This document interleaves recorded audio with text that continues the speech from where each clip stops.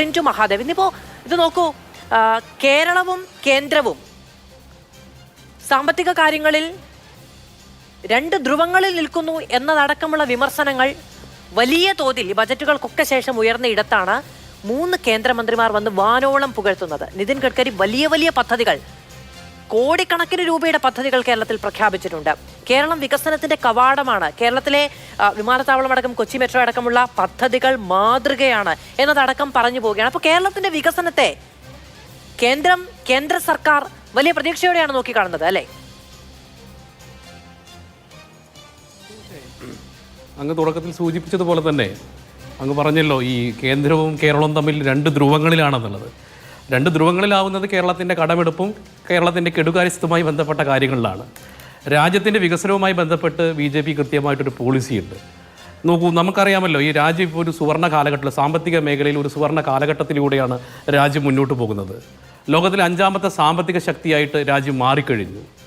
പ്രാദേശികമായിട്ടുള്ള സമ്പദ്ഘടനയുടെ വികസനം ഉണ്ടെങ്കിലാണ് രാജ്യത്തിൻ്റെ വികസിത ഭാരതം എന്ന് പറയുന്ന നമ്മുടെ 2047 വികസിത ഭാരത കാഴ്ചപ്പാട് നമുക്ക് മുന്നേറാൻ സാധിക്കുക. അപ്പോൾ സ്വാഭാവികമായിട്ട് കേരളം ഇപ്പോഴത്തെ ഇനീഷ്യേറ്റീവ് നമുക്ക് അഭിനന്ദിക്കാൻ വയ്യ.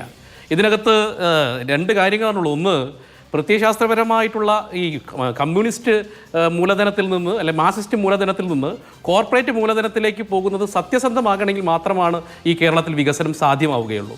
ഈ സന്ദീപ് വാര്യർ തുടക്കത്തിൽ സൂചിപ്പിച്ചതുപോലെ തന്നെ നമ്മൾ നോക്കൂ, ഈ വരവേൽപ്പ് സിനിമ അന്ന് AK ആന്റണി ആദ്യമായിട്ട് ഗ്ലോബൽ ഇൻവെസ്റ്റ്മെൻറ്റ് മീറ്റ് കേരളത്തിൽ നടത്തുന്നത്, അന്ന് ആദരണീയനായിട്ടുള്ള വാജ്പേയി നടത്തിയിട്ടുള്ള ഒരു പ്രസംഗമുണ്ട്, വളരെ മനോഹരമായിട്ടുള്ള പ്രസംഗം. ഇപ്പോൾ ഒക്കെ വിക്കിപീഡിയയിലൊക്കെ നോക്കിക്കഴിഞ്ഞാൽ കാണാൻ സാധിക്കും. അന്നും അദ്ദേഹം കേരളത്തിൽ വന്ന സമയത്ത് ഈ കേരളത്തിൻ്റെ ഇടതുപക്ഷ സർക്കാരിനെ, അല്ലെങ്കിൽ കേരളത്തിൻ്റെ പൊതു മനസ്ഥിതിയുടെ വികസനത്തോടുള്ള കാഴ്ചപ്പാടിനെ അന്ന് മെൻഷൻ ചെയ്യുന്നുണ്ട്.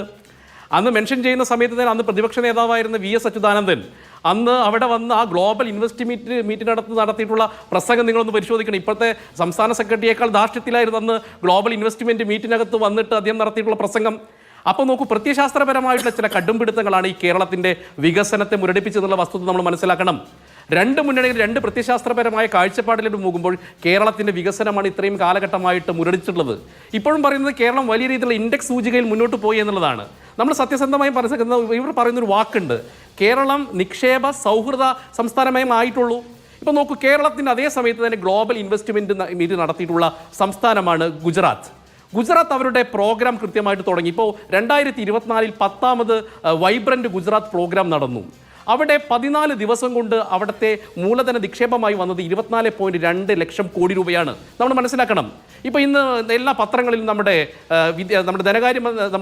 രാജീവിൻ്റെ, വ്യവസായ മന്ത്രിയുടെ ഒരു ലേഖനമുണ്ട്. കേരളത്തിൽ ഒരു വർഷത്തെ ഇൻവെസ്റ്റ്മെൻറ്റ് 22,000 കോടി രൂപയാണ്. അപ്പോൾ ഈ വ്യത്യാസം നമ്മൾ മനസ്സിലാക്കണം.